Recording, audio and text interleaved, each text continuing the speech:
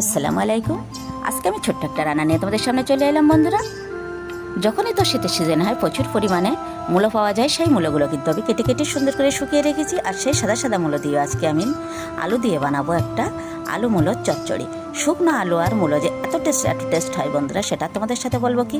কাঁচা মালও যদি রান্না বানায় সেটা কিন্তু এই মূলাটা একেবারেই কেউ খেতে চায় না, কিন্তু ওই মূলোগুলো কেটে কেটে রোদে শুকিয়ে সেগুলো সুন্দর করে আলু দিয়ে রান্না বানালে তো অসাধারণ মজা হয়। সেই রকমভাবেই আমি কিন্তু আজকে সকালে চা নাস্তা খেয়ে একেবারে রান্নায় লেগে পড়লাম। প্রথমে আমি মূলোগুলোকে ভিজিয়ে রেখেছিলাম, তারপরে আমি সুন্দর করে মূলোগুলো ধুয়ে নিলাম, তারপরে মূলো আলু দিয়ে সুন্দর করে একটা রান্না বানাবো, সেটাই তোমরা দেখে নাও। একেবারে মাটির চুলো গ্রাম্য পদ্ধতিতে বন্ধুরা, কাঠের জালে মাটির উনানে আমি এই রান্নাটা বানিয়ে নিচ্ছি। প্রথমে কড়াই দিয়ে দিলাম, কড়াইতে দিয়ে দিলাম পরিমাণ মতো তেল, তেলের মধ্যে দিয়ে দিলাম পেঁয়াজ কুচি আর দিয়ে দেবো আদা ও রসুন। তারপরে একটু ভাজা ভাজা করে নিয়ে কিন্তু আমি কেটে রাখা আলুগুলো দিয়ে দেবো। যেহেতু আলুগুলো খোসা ছাড়ানো হয়নি সেজন্য আলুগুলো একটু আগে দিয়ে ভাজা ভাজা করে নিয়েছি। তারপরে সমস্ত মশলা আমি অ্যাড করে দিয়েছি। সমস্ত মশলার মধ্যে আছে জিরা, লঙ্কা গুঁড়ো ও আদা রসুন বাটা ও স্বাদ মতো লবণ, পরিমাণ মতো হলুদ, সব কিছু দিয়ে আমি কিন্তু মূলোগুলোও তুলে দিয়েছি। মূলোগুলো দিয়ে আমি একটু একটু করে কষিয়ে নিলাম।